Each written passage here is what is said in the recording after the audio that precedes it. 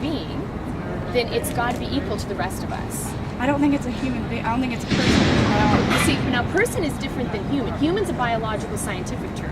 Person is a philosophical term. And person's a legal term. And that's the whole point of the comparison being made here, is that the term personhood has had a changing definition throughout history. The guy who mentioned sentience, that's a very new concept, that personhood is sentience. There was one time where you mentioned personhood was based on whether you're female or male, or white or black. So yeah, but it's always expanded during that. And like, I don't think any person that has like viability on their own has ever been considered, like, has ever had the right to consider another person like not a person. Like, the fetus doesn't have a viability on its own. It's not a person. But that's something about it, right? Like, if I say you're white, you're a female, I'm describing something about you, but I'm not defining your value. So when you tell me the fetus, which is a Latin term for young one, when you tell me the fetus isn't viable at a certain age, you're telling me something about it, but you have to tell me why its value or its right to life should be based on that. If your right to life shouldn't be based on your skin color or your sex, why should our right to life be based on our age? Because viability is directly related to how old someone is. Yeah, but my skin color or my sex doesn't define whether I can live on my own or not. But age might. But age, see, if living on your own is an age-based level of development. Yeah, so but even when I was a baby, I could breathe on my own. I could do. But you based can't on survive your on your age. own.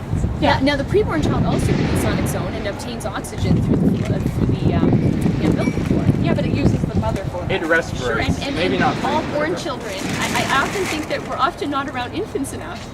My niece and nephew are entirely dependent on someone for their survival. If left alone, they will die. Right, like I have a niece and nephew too, and I love them to death. I love babies. I'm not. So they're against not babies. viable in the sense of being able to live by themselves. Yeah, but they can breathe on their own, and they can move, perform all they can- functions Sure. on their So own. all you're telling me is that they're a little more developed than a preborn child, but way underdeveloped compared to you and me. So development is an age-based. Development reflects our age. So if you define someone's right to life based on how developed they are, then you're defining the right to life based on their age. How is that any less discriminatory than defining someone's right to life based on their skin color? Because they don't have the rights of regular people do. Like even when you talk about like infants or like children, they don't have the rights of like regular adulthood. Their right to go They down have a is right with to age. life. So there are some rights based on ability, the right to drive, but there are other rights acknowledged by virtue of existence, the right to live. So since they exist as humans, albeit younger ones, shouldn't they have the same right to live as the rest of us? Why shouldn't women have the right to choose? To choose what?